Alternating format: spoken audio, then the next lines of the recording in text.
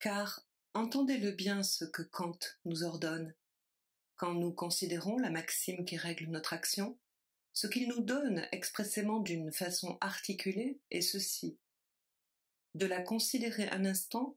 comme la loi d'une nature où nous serions appelés à vivre.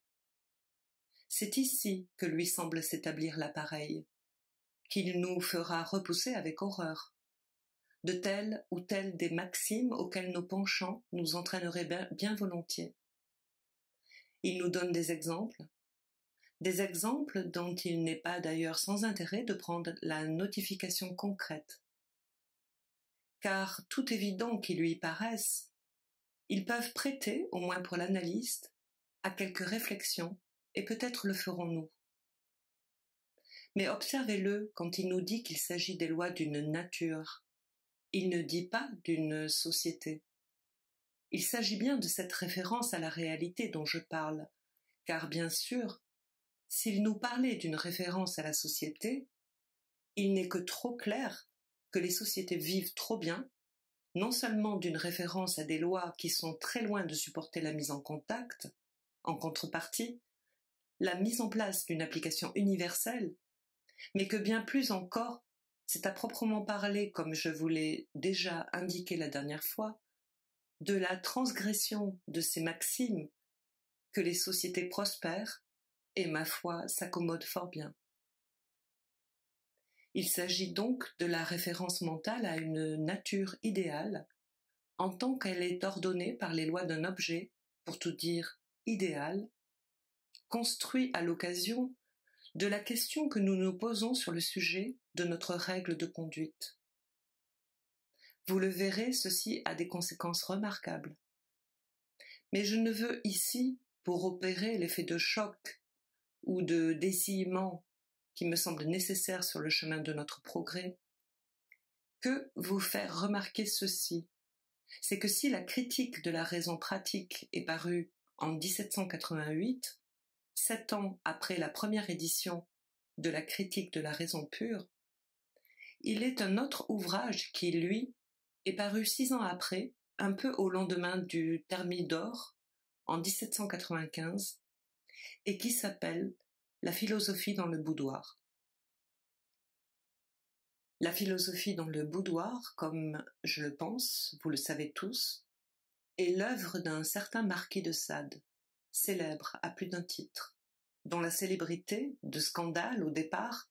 n'est pas sans s'accompagner de grandes infortunes, on peut dire d'abus de pouvoir commis à son endroit, puisqu'aussi bien on nous dit qu'il est resté quelques 25 ans captif, ce qui est beaucoup pour quelqu'un qui n'a pas, mon Dieu, à notre connaissance, commis de crimes essentiels, et qui de nos jours vient dans l'idéologie de certains à un point de promotion dont on peut dire aussi qu'il comporte quelque chose au moins de confus, sinon d'excessif. Assurément, l'œuvre du marquis de Sade, encore qu'elle puisse passer pour certains pour comporter l'ouverture sur certains divertissements, n'est pas à proprement parler de l'ordre le plus réjouissant. Les parties les plus appréciées peuvent paraître, à certains, être aussi les plus ennuyeuses. Mais on ne peut pas dire qu'elles manquent de cohérence. Et pour tout dire, ce sont exactement les critères kantiens qu'il met en avant pour justifier les positions de ce qu'on peut appeler une sorte d'antimorale. C'est avec la plus grande cohérence qu'il soutient son paradoxe dans cette œuvre, qui s'appelle La philosophie dans le boudoir, et dans laquelle est inclus un petit morceau dont, après tout, vu l'ensemble des oreilles qui m'écoutent, c'est le seul morceau dont je vous recommande expressément la lecture. Ce morceau s'appelle « Français, encore un petit effort pour être républicain ». À la suite de cet appel, supposé être recueilli comme mouvement de follicule qui à ce moment-là s'agite dans le Paris révolutionnaire, le marquis de Sade nous propose, avec une extrême cohérence, de prendre en effet pour maxime universelle de notre conduite le contre-pied. Vu la ruine des autorités, en quoi consiste dans les prémices de cet ouvrage l'avènement d'une véritable république, le contre-pied de ce qui a pu toujours jusque-là être considéré comme, si l'on peut dire, le minimum vital d'une vie morale viable et cohérente, et à la vérité, il ne le soutient pas mal. Ce n'est point par hasard si nous voyons dans la philosophie, dans le boudoir, d'abord et avant tout, être fait l'éloge de la calomnie. La calomnie, nous dit-il, ne saurait être en aucun cas novice, car en tout cas, si elle impute à notre prochain quelque chose de beaucoup plus mauvais que ce qu'on peut lui attribuer, elle aura pour mérite de nous mettre en garde en toute occasion contre ces entreprises. Et c'est ainsi qu'il poursuit, point par point, justifiant, sans en accepter aucune, le renversement de tout ce qui peut être considéré comme les impératifs fondamentaux de la loi morale, continuant par l'inceste, l'adultère, le vol, et tout ce que vous pouvez y ajouter. Prenez simplement le contre-pied de toutes les lois du décalogue, et vous aurez ainsi l'exposé cohérent de quelque chose dont le dernier ressort s'articule, en somme, ainsi. Nous pouvons prendre comme loi, comme maxime universelle de notre action, quelque chose qui s'articule comme le droit à jouir d'autrui, quel qu'il soit, comme instrument de notre plaisir. Sade démontre avec beaucoup de cohérence que cette loi étant universelle, universalisée, c'est-à-dire que, par exemple, si elle permet aux libertins la libre disposition de toutes les femmes, indistinctement, et quel que soit ou non leur consentement, inversement, il libère les femmes de tous les devoirs qu'une société vivante et civilisée leur impose dans leurs relations conjugales, matrimoniales et autres, et que quelque chose est concevable, qui ouvre toutes grandes les vannes qu'il propose imaginairement à l'horizon du désir, qui fait que tout un chacun est sollicité de porter à son plus extrême les exigences de sa convoitise et de les réaliser. Si même ouverture est donnée à tous, alors on verra ce que donne une société naturelle. Notre répugnance, après tout, pouvant très légitimement être assimilée à ce que Kant prétend lui-même éliminer, retirer des critères de ce qui pour nous fait la loi morale, à savoir un élément sentimental. Si Kant entend éliminer tout élément sentimental de la morale, nous retirer comme non valable tout guide qui soit dans notre sentiment, à l'extrême, le monde sadiste est concevable comme étant, même s'il en est à l'envers et la caricature, un des accomplissements possibles du monde gouverné par une éthique radicale, par l'éthique kantienne telle qu'elle s'inscrit, telle qu'elle se date en 1788. Croyez-moi, les échos kantiens de ce qu'on trouve comme tentative d'articulation morale dans toute une vaste littérature, que nous pouvons appeler libertine, celle de l'homme du plaisir, celle que vous trouverez dans le Rideau levé de Mirabeau,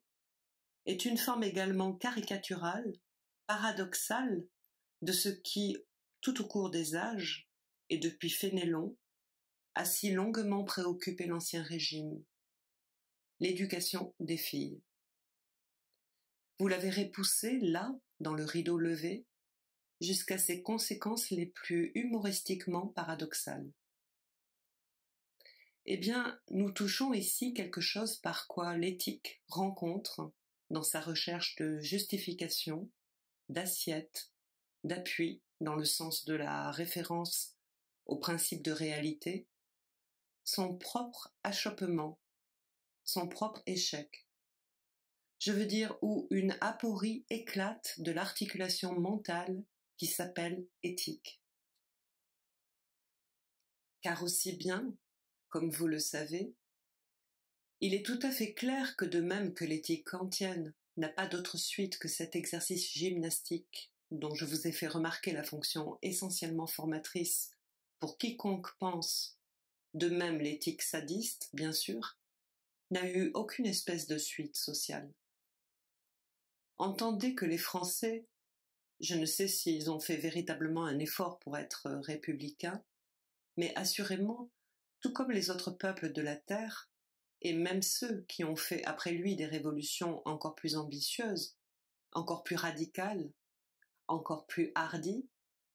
ont pour autant laissé strictement inchangées les bases que je qualifierais de religieuses,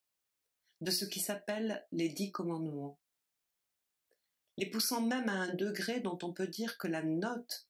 l'accentuation puritaine, va toujours plus en s'accusant, aboutissant à un état de choses où le chef d'un grand État socialiste,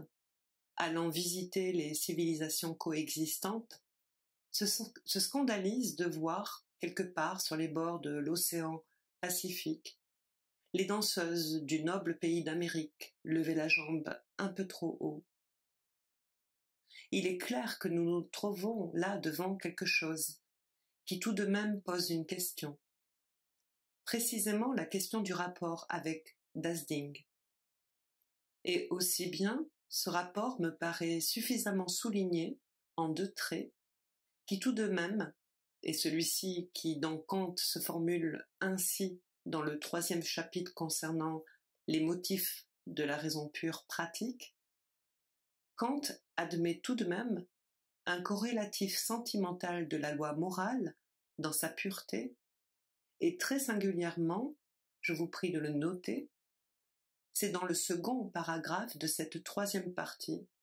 ce n'est autre chose que la douleur elle-même. Je vous lis ce passage qui me paraît, vu l'élimination de tous les critères sentimentaux, dans la direction de la directive de la loi morale et de ses motifs. Par conséquent, nous pouvons bien voir a priori que la loi morale, comme principe de détermination de la volonté, par cela même qu'elle porte préjudice à toutes nos inclinations, doit produire un sentiment qui peut être appelé de la douleur. Et c'est ici le premier et peut-être le seul cas où il nous soit permis de déterminer par des concepts a priori le rapport d'une connaissance qui vient ainsi de la raison pure pratique au sentiment du plaisir ou de la peine. Kant est de l'avis de Sade,